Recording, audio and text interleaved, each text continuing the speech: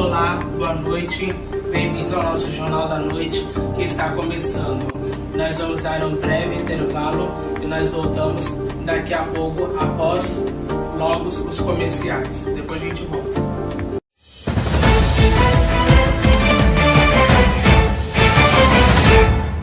E vamos dar o nosso giro de notícias. Vamos ver o que foi notícias nesse Brasil e no mundo. Tá aí o giro de notícias. Desembarque internacional, como você disse, o Brasil impôs restrições à entrada de passageiros. Inclusive, houve uma portaria que foi baixada pelas pastas da Saúde e também da Casa Civil e do Ministério da Justiça, que inclusive fechou as fronteiras terrestres e hidroviárias do país e apenas então nós tivemos as fronteiras aéreas abertas. Normalmente já o Aeroporto Internacional de São Paulo concentra o maior número de voos do país e na pandemia são 90%. Então agora, os passageiros que eles regressam ao país, brasileiros ou então estrangeiros vindos do Reino Unido, da Irlanda do Norte, da Índia e também justamente da África do Sul, eles precisam fazer quarentena de 14 dias aqui no país para que eles possam se utilizar de voos regionais. Essas informações estão sendo divididas também com a vigilância sanitária para informação também do transporte rodoviário, inclusive, e é uma medida que está sendo adotada não apenas aqui em Guarulhos, mas também nos aeroportos de Brasília, nos aeroportos também do Galeão, no Rio de Janeiro. Nesse momento, uma movimentação bastante tranquila aqui no desembarque e nós conversamos aí com passageiros e também famílias com voos que estão regressando dos Estados Unidos aqui ao Brasil. Vamos acompanhar. Não me falaram nada do tipo, assim, a gente veio, mas não passaram nada se a gente terá que ficar de quarentena ou não. A exigência maior é que ele fez o teste de PCR 72 horas antes, não pode ser 73, entendeu? Tem que ser 72 no máximo e um site que a pessoa entra no site da Anvisa e tem que preencher um formulário. Com isso são especificações para brasileiros desembarcar aqui no nosso país. Muito bem, então nós ouvimos o Vinícius Soares, que retornou justamente de Atlanta, dos Estados Unidos. Ele disse que já estava vacinado e que na saída lá dos Estados Unidos houve a obrigação da apresentação do teste PCR, aquele que é feito com as hastes no nariz. E o senhor Hugo Santos, ele está esperando os filhos que estão retornando de Nova York. Ele fez essa recomendação muito importante, então você precisa preencher de fato esse formulário da Anvisa com 72 horas e também apresentar o PCR com 72 horas. Nesses dois casos, eles não vão ter que fazer quarentena. Eu repito, então, a quarentena é destinada justamente para evitar a propagação da cepa indiana. É uma preocupação mundial, principalmente na Inglaterra. Então, a gente sabe que o coronavírus, ele infelizmente, acabou se propagando não apenas no Brasil, mas no mundo, grande parte pelas vias aéreas, pelas viagens internacionais. Então, agora o Brasil está fazendo um monitoramento. Inclusive, nós tivemos um passageiro, um brasileiro que retornou da Índia, passou aqui por Cumbica e se utilizou de um voo regional para o Rio de Janeiro e foi para Campos ainda, que é a sua cidade. Ele está sendo monitorado e foi constatada justamente a cepa indiana. Quem não cumprir essa quarentena, o passageiro brasileiro pode estar sujeito até de uma ação penal. E o estrangeiro, ele pode ser deportado, então, imediatamente. Então, é uma ação, eu repito, que ocorre em todos os aeroportos que tem... Os casos de feminicídio batendo recorde nesse primeiro quadrimestre de 2021, foram mais de 30 registrados até agora. Uma triste estatística que foi engrossada nas últimas horas com o assassinato de Ana Carolina Lopes Felício, de apenas 29 anos de idade. Ela foi morta a facadas pelo próprio companheiro no bairro Laranjal, em São Gonçalo, na região metropolitana do Rio de Janeiro. Os dois teriam tido uma discussão e ele pegou uma faca, uma arma branca e começou a golpear não só a Ana Carolina, mas também os outros integrantes da família. A enteada de 5 anos também foi esfaqueada, a Emily Felício, e os pais da vítima fatal, da mulher de 29 anos de idade, identificados como Leda e José Felício, todos levados para o Hospital Alberto Torres, em Columbandela, mesmo em São Gonçalo, na região metropolitana do Rio de Janeiro. O estado de saúde dessas pessoas ainda não foi revelado. A polícia já identificou o criminoso. Ele é Marcos Vinícius, não temos o sobrenome, e a questão de tempo, segundo a polícia, é prender esse homem que matou a companheira e ainda atacou a filha dela, a enteada de 5 anos e os sogros, né, de 63 e 65 anos de idade. E também, nas últimas horas, a polícia do Rio de Janeiro conseguiu prender uma mulher suspeita de ter matado uma atriz pornô que era conhecida como Aline Rios. Ela dividia apartamento com essa amiga em Nilópolis, na Baixada Fluminense. Houve uma discussão, foi esfaqueada. O crime aconteceu em setembro do ano passado, mas só agora a polícia conseguiu identificar a criminosa. Adriana. Quanta violência, hein? Falando nisso, aliás, Viga, a mãe do cantor Nego do Borel está sendo indiciada por ter agredido a enteada? Exatamente. A Roseli Viana Pereira foi indiciada pela Polícia Civil do Rio de Janeiro por maus tratos e lesão corporal contra a enteada de apenas 8 anos de idade. Segundo fontes da Polícia do Rio de Janeiro, o pai da criança, assim como Roseli, identificado como Alex Gomes, também foi indiciado pelos mesmos crimes, maus tratos e lesão corporal. Segundo denúncia feita pela mãe da criança, a mãe de Nego do Borel, a Roseli, teria agredido a filha dela em pelo menos 3 oportunidades, com tapas, arranhões e chineladas. Em uma dada oportunidade, inclusive, a criança também foi ouvida nessa investigação que começou já no mês passado. A criança teria tomado um banho de shampoo no olho, porque, segundo relatos da própria denunciante, da mãe da criança, a menina de 8 anos de idade pegou sem querer um shampoo que não era dela, seria da mãe de Nego do Borel. O inquérito da Polícia Civil do Rio de Janeiro foi concluído com esse indiciamento dela, segundo fonte da Jovem Pan, e do pai Alex Gomes, que negam maus tratos, e agora está sendo encaminhado para o Ministério Público do Rio de Janeiro para ver se oferece denúncia ou não. Em meio à crise na Confederação Brasileira de Futebol, a seleção brasileira volta a campo hoje, diante do Paraguai pelas eliminatórias da Copa do Mundo. O jogo será realizado às 9h30 da noite, no Estádio Defensores del Chaco, em Assunção. O técnico Tite não confirmou a escalação e a tendência é que a seleção tenha mudanças em relação ao time que venceu o Equador na última rodada. Gabriel Jesus deve atuar na vaga de Gabigol no setor ofensivo. E esse é o último jogo do Brasil antes da Copa América, que terá sim a participação dos principais jogadores da seleção. E Tite conversou com a imprensa, falou sobre a capacidade de concentração do elenco, mesmo em meio à crise. Às vezes deixar até as provocações, que elas vêm de toda parte, do jeito que são, do nível das pessoas que são e que fazem, né? E para a gente direcionar no trabalho, a gente está mentalmente focado, mas claro que de alguma forma ele atrapalha, sim.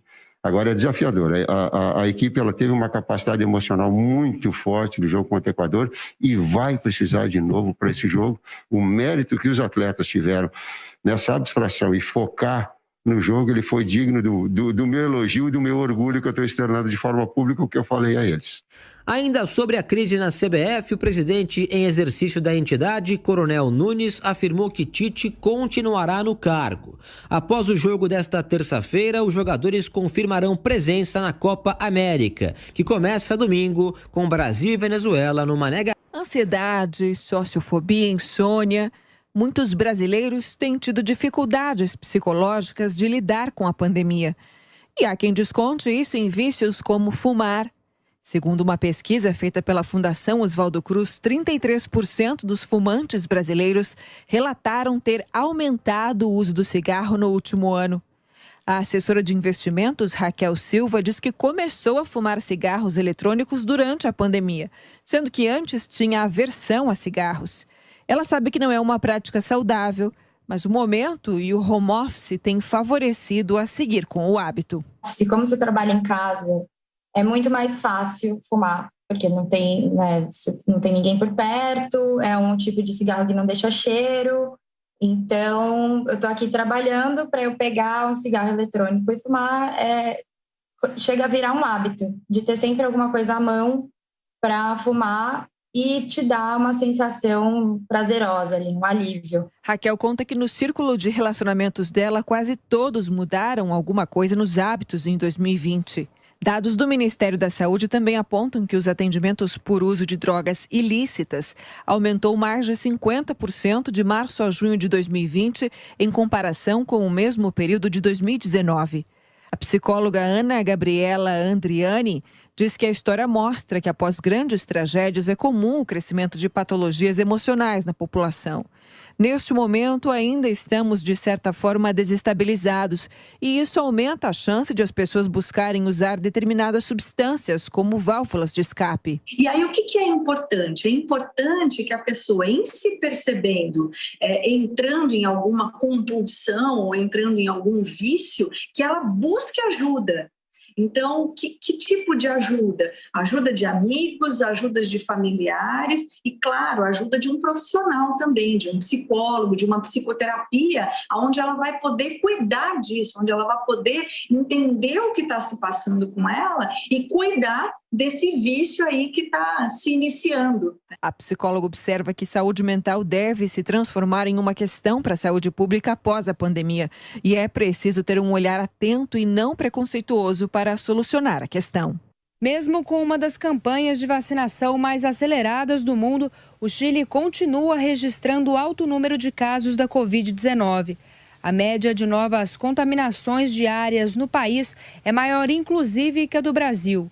Dados da plataforma Our World in Data do último dia 5 de junho mostram que o Chile já tem mais de 44% da população imunizada com 2 doses contra o coronavírus.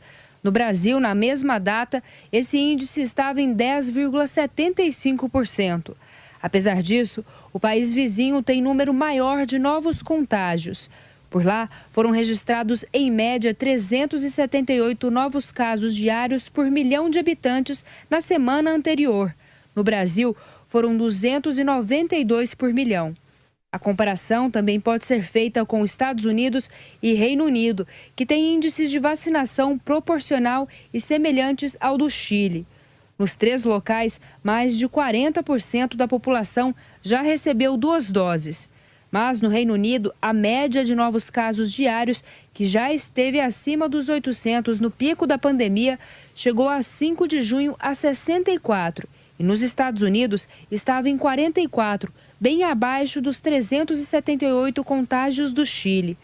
O infectologista Renato Kifuri explica que, apesar de ainda ter alto índice de transmissão, o país vivencia uma redução significativa nos casos graves da doença, que é o principal objetivo das vacinas. O número de infectados continua crescendo, porém com redução do número de hospitalização e mortes. Isso só mostra que, embora a vacinação seja utilizada em larga escala, as medidas de controle, distanciamento, máscara precisam continuar. Uma das principais diferenças do Chile para outros países e que pode ajudar a explicar o quadro ruim mesmo com a imunização em estágio avançado é a alta dependência da Coronavac, que tem eficácia menor do que outras vacinas.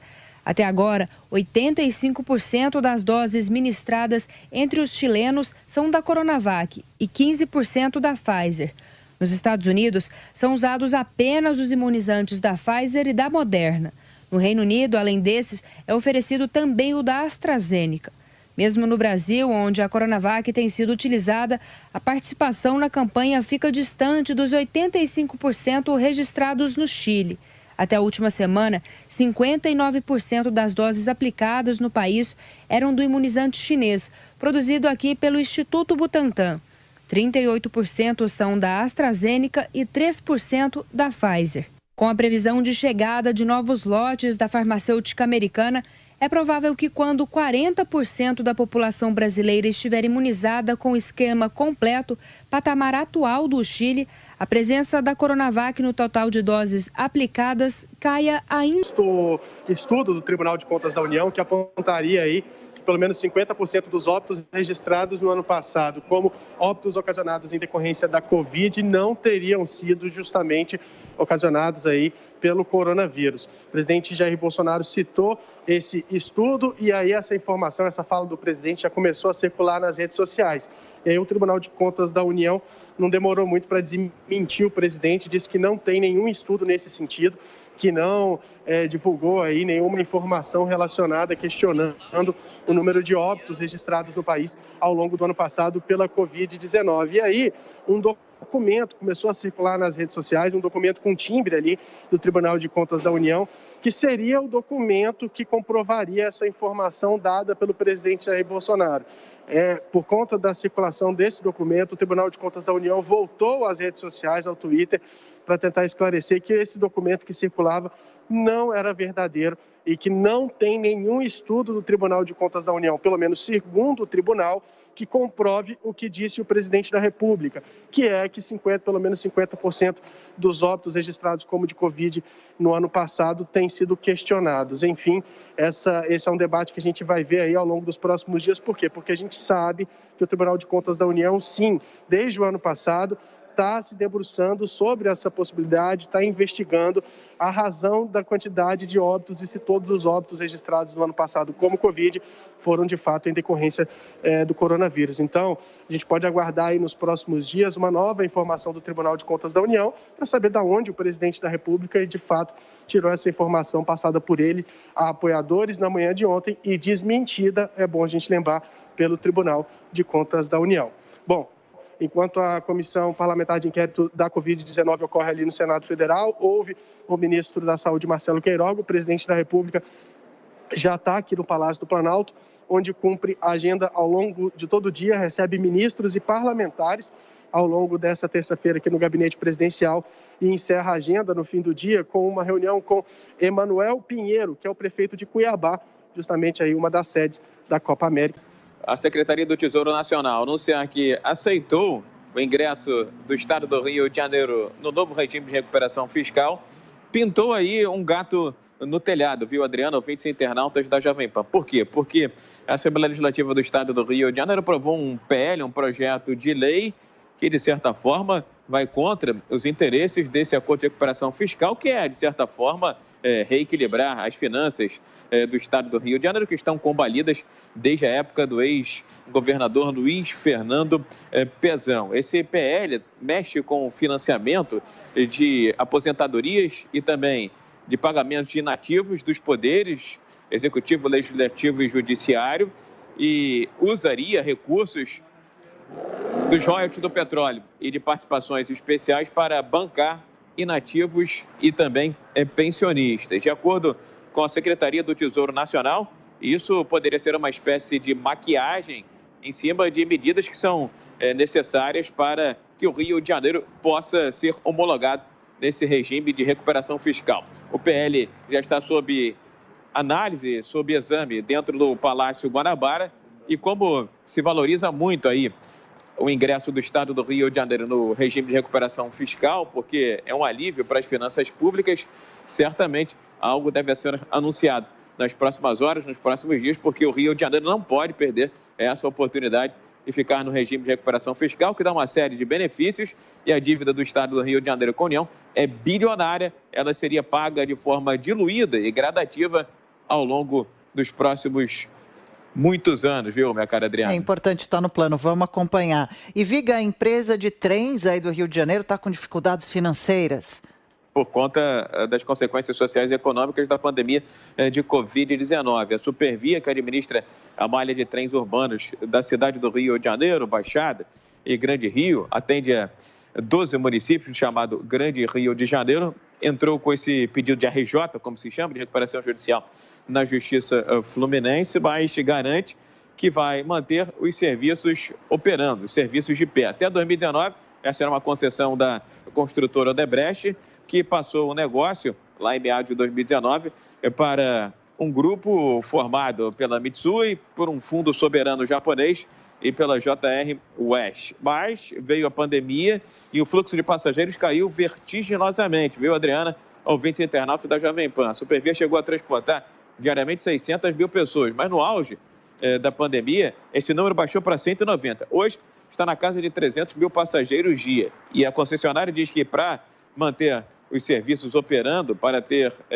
retorno, para pelo menos bancar os custos, precisa de 450 mil passageiros operando diariamente. A empresa tem um passivo, né? Esse concessionário tem um passivo, tem uma dívida de 1 bilhão e 200 milhões de reais e pede, entre outras coisas, ao governo do Estado, que é o poder concedente, uma espécie de reequilíbrio econômico de contrato E o nosso Jornal da Noite está terminando. Eu encontro você amanhã, se Deus quiser. Boa noite.